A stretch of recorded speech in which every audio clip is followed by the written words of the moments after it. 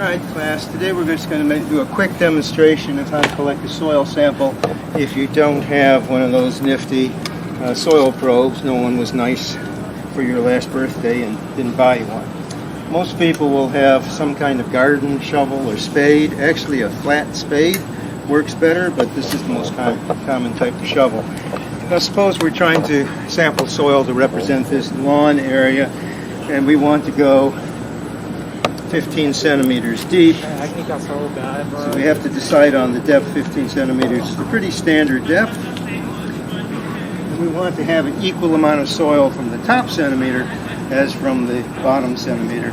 So when we dig a hole, we almost always are going to end up with a hole that's kind of cone-shaped, triangular shaped. And we're going to take this bundle of soil and put it on a plastic lid or a plastic bag, something to keep it from making a mess. And then we're going to make sure we're deep enough. The bottom of the pit is just about 15, so just a little bit deeper.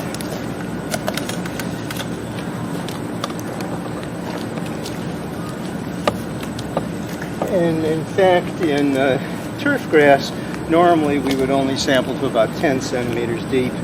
In a garden, probably more like 15. We'll do a 15 centimeter sample here, nonetheless. So what we're going to do now is take another slice along this side, about an inch or 2.5 centimeters thick.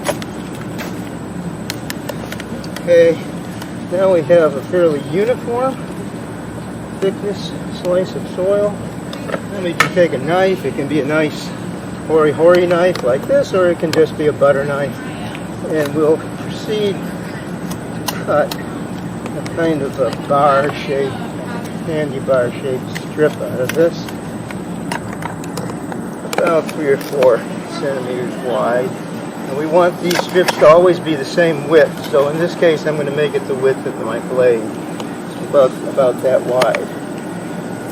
As I said, we're going to do 15 centimeters, but we're not going to include the mulch at the top. We're only interested in the actual soil, so we're going to leave that out. So 15 centimeters is pretty much here to here, so we're not going to include that. We're going to cut off the top.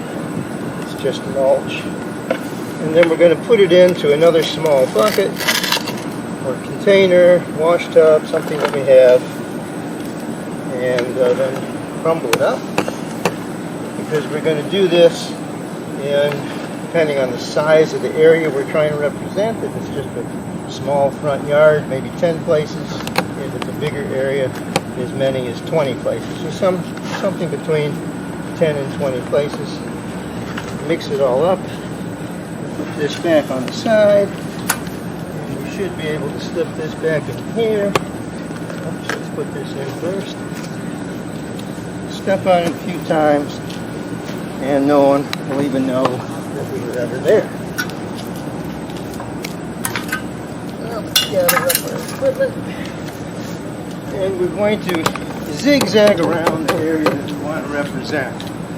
So we'll do the same thing in another spot. It's a good idea to make the spot random.